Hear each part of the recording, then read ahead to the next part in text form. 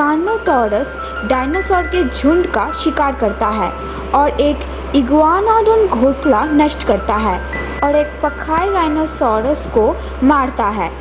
वहाँ एकमात्र जीवित इग्वानाडोन अंडा एक ओविराप्टर द्वारा चुरा लिया जाता है और प्री हिस्टोरिक लेमुर द्वारा बसाए गए एक द्वीप की यात्रा करता है। लेमुर कुलापति यार के बेटी प्लियो यार के शुरुआती आपत्तियों के बावजूद नवजात शिशु का नाम एलाडोर रखते हैं और उसे अपने बेटी सूरी के साथ बड़ा करते हैं।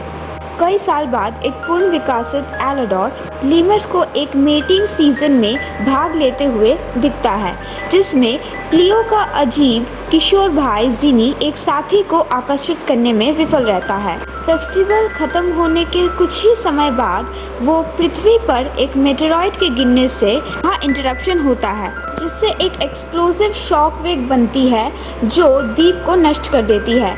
एलाडोर और यार का परिवार द्वीप से भाग जाता है और समुद्र पार करके मेनलैंड पर चला जाता है।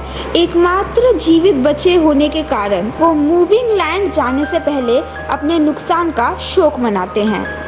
मेटेरॉइड द्वारा छोड़े गए जले हुए रेगिस्तान को पार करते समय उस ग्रुप पर वेलोसिरैप्टर के एक झुंड द्वारा हमला किया जाता है।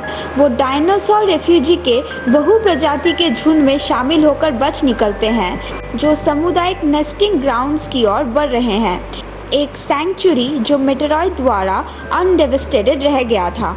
निर्दयी इग्वानाडोन झुंड के नेता क्रॉन का सामना करने के बाद वो रेखा के अंत में पीछे हट जाते हैं और बूढ़े स्टायराकोसॉरस एमा, उसके पालतू एनकिलोसॉरस उराल और उसके समान रूप से बुजुर्ग दोस्त बेलिन एक ब्रैकियोसॉरस से दोस्ती करते हैं। झुंड बिना पानी के कई दिनों तक एक झील के स्थल तक यात्रा करता है, केवल ये जानने के लिए कि ये सूख गई है, जिसके बाद क्रॉन झुंड को आगे बढ़ने का आदेश देता है और सबसे कमज़ोर को मरने देता है।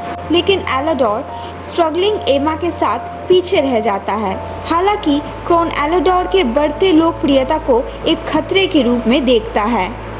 इस बीच दो कार्नोटोरस झुंड का पीछा कर रहे हैं और क्रॉन के लेफ्टिनेंट ब्रूटॉन के नेतृत्व में एक स्काउटिंग दल पर घात लगाते हैं। हमले में बचने के बाद बुरी तरह से घायल ब्रूटॉन निकट आ रहे शिकारियों के चेतावनी देता है और झुंड को झील से दूर ले जाते हुए क्रॉन जानबूझकर एलाडोर, लेमुर, बुजुर्ग डायनासोर और घायल ब्रूटॉन को पीछे छोड़ देता है। उम्मीद करता है कि वो अपने पीछा करने वालों को धीमा कर देंगे। जब आंधी शुरू होती है तो वो एबेंडन ग्रुप एक गुफे में शेल्टर लेता है, लेकिन कार्नोटोरस उन्हें रात के दौरान ढूंढ लेते हैं और हमला करते हैं। हमलावर शिकारियों से बचाव करते हुए ब्रूटॉन खुद को बलिदान कर देता है, जिससे एक कार्नोटोरस की मौत हो जाती है। गुफे में और भी गहरे तक जाने पर वो ग्रुप एक डेड एंड तक पहुंच जाते हैं, जिससे एलाडोर कुछ समय के लिए उम्मीद खो देता है। बेलिन उसे हार मानने के लिए फटकार लगाती है और अपने ताकत का इस्तेमाल करके दीवार को तोड़ देती है, जिससे दूसरी तरफ इंटैक्ट नेस्टिंग ग्राउंड दिखाई देता है। जब वो ग्रुप कुछ समय के लिए जश्न मनाता है तो एमा नोटिस करती है कि लैंडस्लाइड ने घाटी में प्रवेश करने का समय रास्ता बंद कर दिया है। एलाडोर क्रॉन को चेतावनी देने के लिए भागता है, जो झुंड को रबल पर चढ़ने के लिए मजबूर करने की कोशिश कर रहा है और दूसरी तरफ के खड़े ढलान से अनजान है। क्रॉन चेतावनी को झुंड के नेता की स्थिति के लिए एक चुनौती के रूप में देखता है और एलाडोर से लड़ता है, जब तक कि नीरा एलाडोर की ओर से हस्तक्षेप नहीं करती। वो और झुंड एलाडोर के साथ चले जाते हैं, लेकिन क्रॉन उनका पीछा नहीं करता। जीवित कार्नोटोरस घटनास्थल पर आता है और एलाडोर झुंड को उसके खिलाफ एक स्थान खड़ा करने के लिए इकट्ठा करते हैं, जिससे संख्या में कम कार्नोटोरस पीछे हटने को मजबूर हो जाता है। शिकारी क्रॉन के अकेले चट्टानों पर चढ़ने के प्रयासों को देखने के बाद उस पर हमला करता है और एलाडोर और नीरा क्रॉन की मदद के लिए दौड़ते हैं, लेकिन उसे बचाने में असमर्थ होते हैं।